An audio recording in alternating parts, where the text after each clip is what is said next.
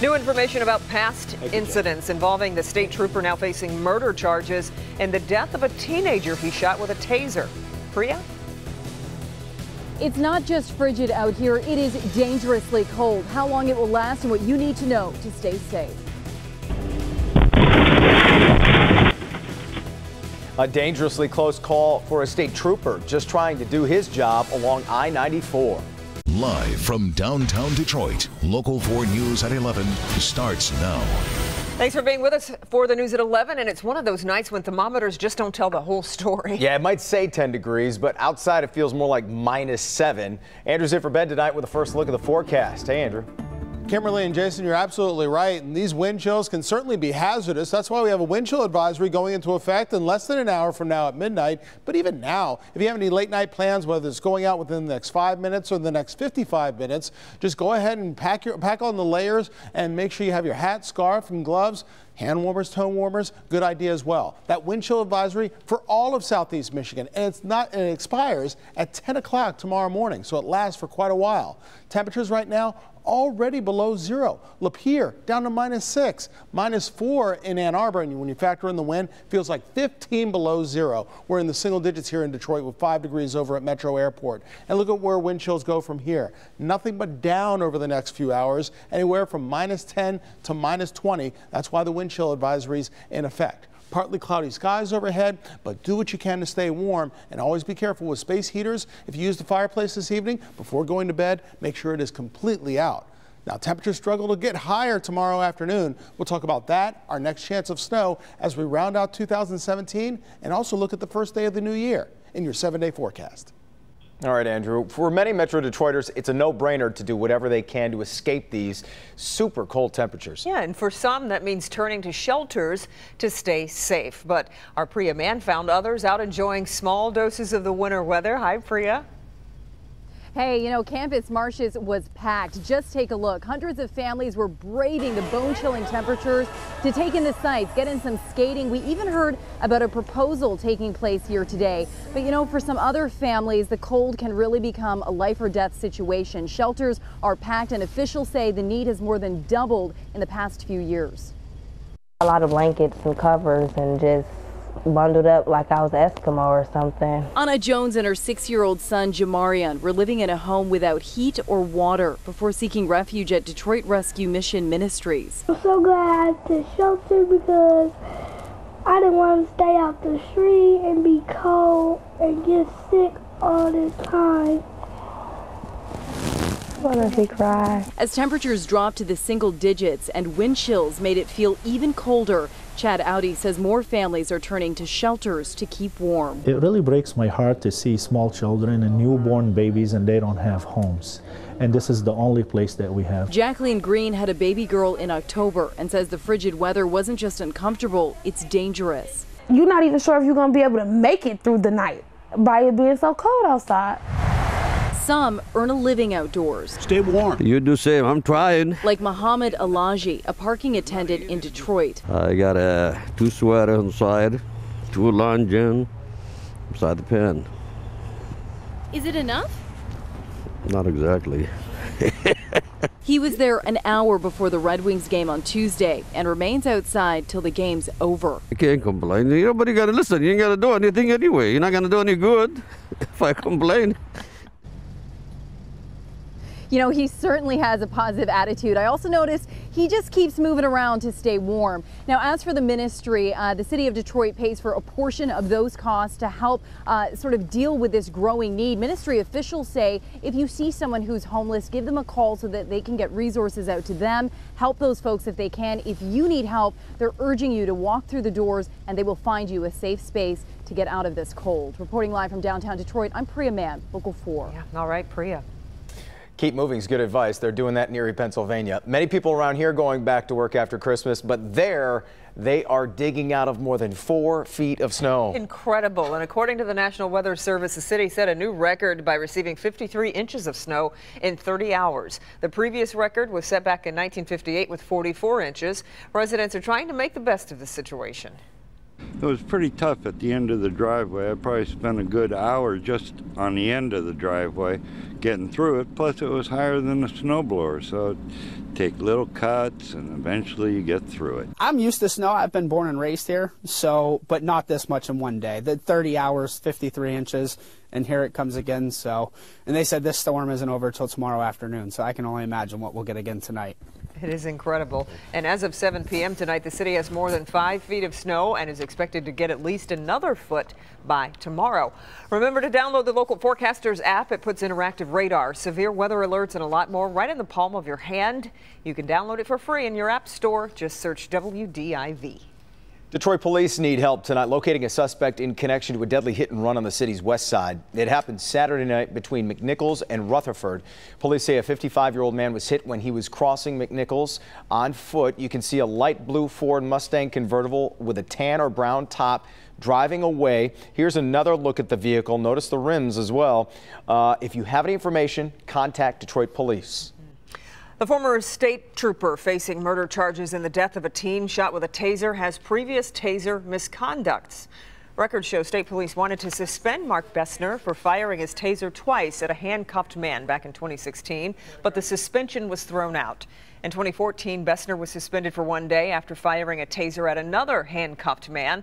Bessner is now charged in the death of 15-year-old Damon Grimes after he fired his taser, striking Grimes and causing him to crash his ATV. The 14s involved in that deadly sandbag throwing incident along I-75 are facing new charges today. Originally charged with assault, the teens, whose ages range from 13 to 15 years old, are now being charged with murder. Police say 22-year-old Marquise Bird of Warren was a passenger in a car when a sandbag crashed through the windshield, hitting him in the head. The new charges were announced today after Bird died from his injuries last week. It was a close call for a police officer in West Michigan. The officer pulled over on I-94 to assess a crash scene, and as he was walking toward the crash scene, a car slams into the police cruiser. The cruiser is a total loss, but it could have been so much worse. They posted pictures of the cruiser on their Facebook page to remind drivers to slow down or move over when they see emergency vehicles. We're learning more about why westbound I-696 at DeQuinder was closed for about 2 hours yesterday. A single car crash turned into 3 separate crashes. It started after a driver lost control of his car and hit the median wall. A second car then crashed into the first. That driver got out of his car and stood on the shoulder of the road. A third driver tried to avoid both those crashes but ended up hitting the second car and the driver. He remains in critical condition. Police want to remind drivers to remain in your car if you're involved in a crash. Hundreds of people packed into the Charles H. Wright Museum of African American History tonight. They came to begin the week-long celebration of Kwanzaa.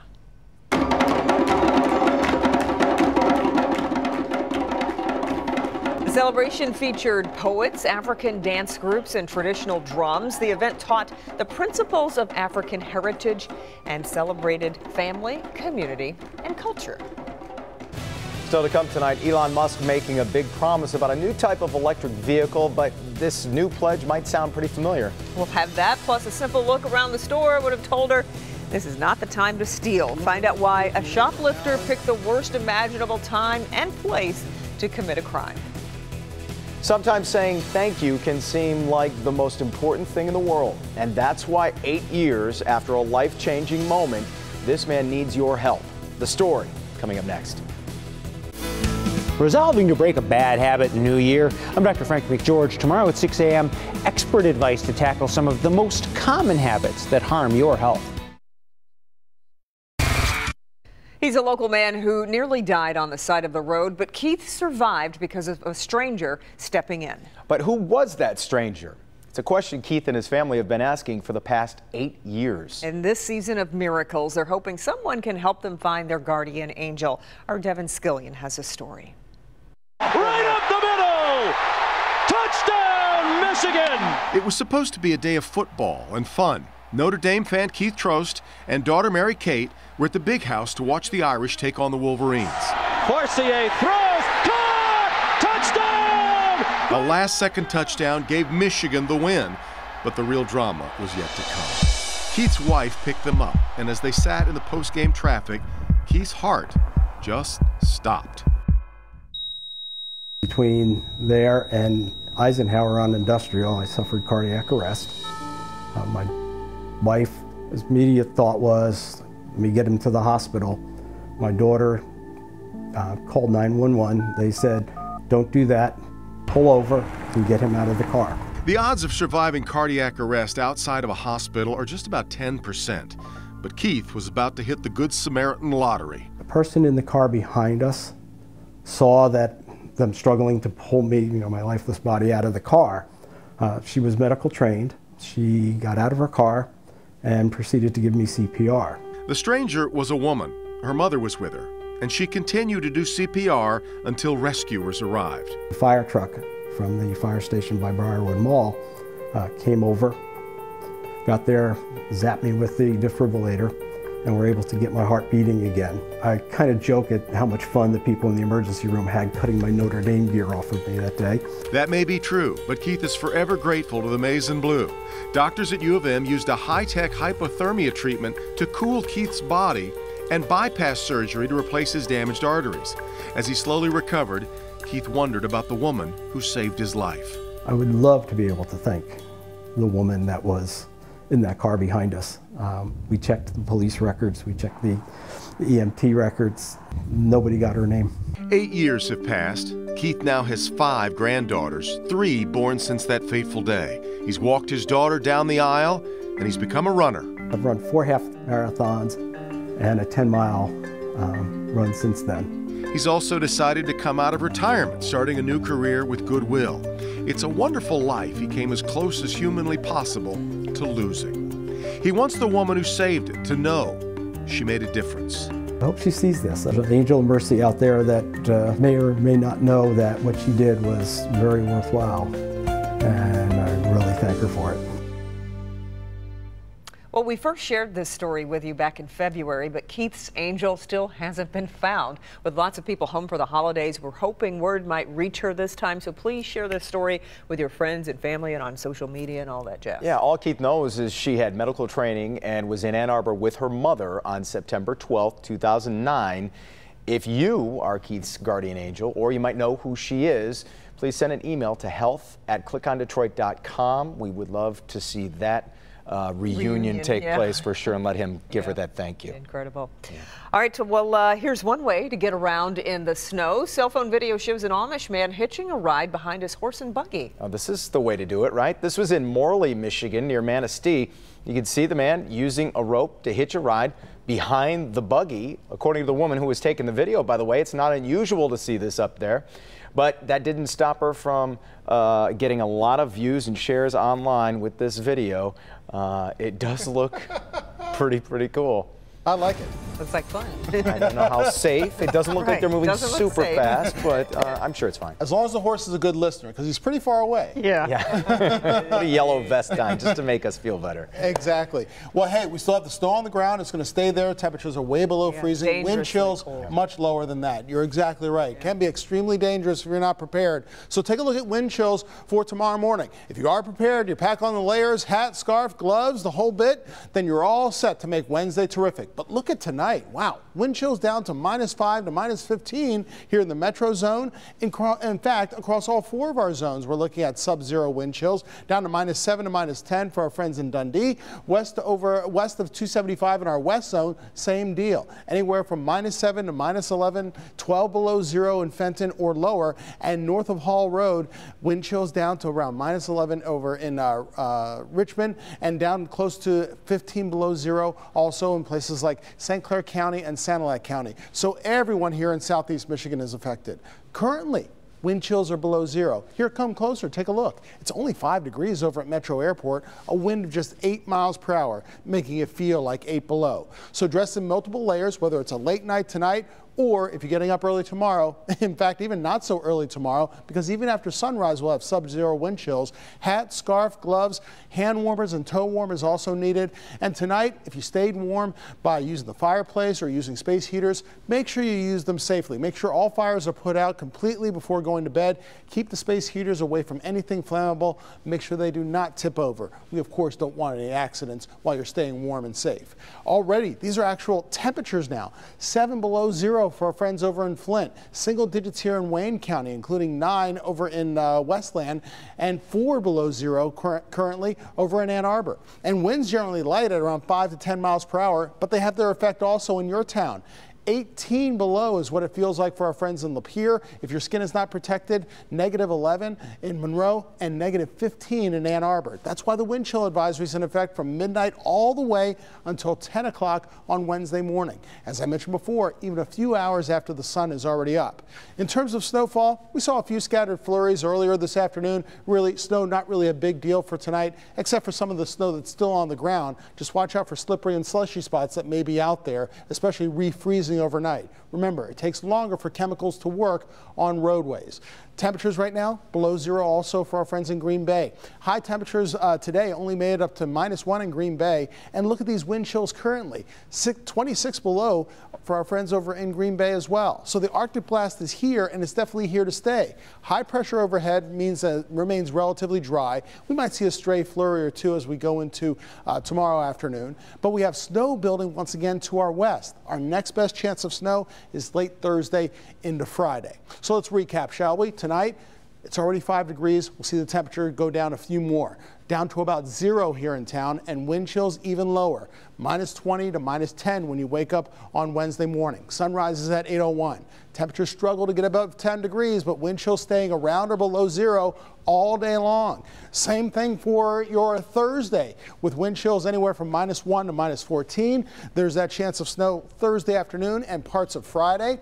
Even as we ring in the new year, you'll need to bundle up as we drop the D, with temperatures only in the teens for highs, single digits likely at midnight when we go from 2017 to 2018. You know it's cold when all of the low temperatures add up to 36. Is that what you, that's pretty good. Which is about the average high for this time. It wasn't hard to do the math. Okay. Thanks, Andrew. Sometimes no one ever sees a shoplifter in the act, and other times maybe 1 or 2 people might see it. Well, this time it was dozens of people who all happen to be police officers, and they couldn't quite believe what they were seeing. Plus, they've been best friends for decades, but these 2 men just learned something about themselves that's a major game changer. That's next.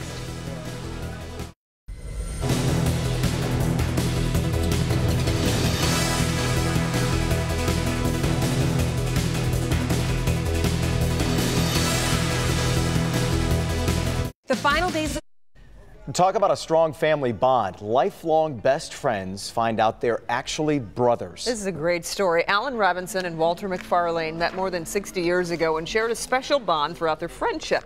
Both men started to become interested in their family history. Alan was adopted and Walter never knew his father. So both men turned to DNA testing. And that's when a match popped up saying that they were biological brothers. It was a shock. Yeah, it was a shock. Yeah, definitely a shock. It was an overwhelming experience, and it's still overwhelming. I don't know how long it's going to take for me to get rid of this feeling. They kind of look alike. Almost could be twins. The men say they plan on traveling and enjoying retirement together.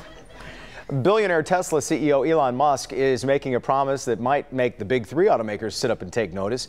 In a tweet today, Musk promised his company will make an electric pickup truck, saying it will come after the Model Y, a lower-cost crossover Musk says will roll out in 2020.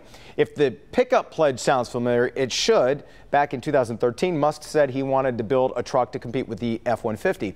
Today, Musk added the electric pickup, which really sounds like a 70s dance song, would include a, quote, game-changing feature about which he would not elaborate. Okay.